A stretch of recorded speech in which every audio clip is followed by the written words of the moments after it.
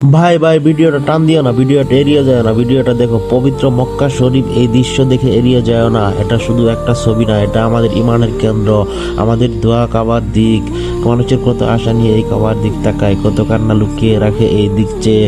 হয়তো তুমি আজও আমার রবের কাছে কিছু চাইছো, হয়তো এমন একটা দোয়া আছে যা এখনো কবুল হয়নি। কিন্তু ভাই, হয়তো আজ এই মুহূর্তে তুমি দেখা মাত্র একটা আলহামদুলিল্লাহ বললেই তোমার দোয়ার দরজা খুলে যেতে পারে, তোমার দোয়া কবুল হতে পারে।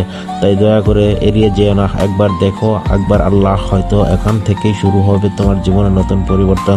আর যদি মনে হয় এই দৃশ্য অন্য কারের ইমান নরম করে দিতে পারে, তাহলে লাইক শেয়ার করো, হয়তো তোমার শেয়ার দিক আর হেদায়েতের দরজা খুলে যাবে। আর ভাই, যদি এমন আরো ইসলামী ভিডিও দেখতে চাও, তাহলে চ্যানেলটি সাবস্ক্রাইব করে পাশে থাকে বেল আইকনটি অন করে রেখো।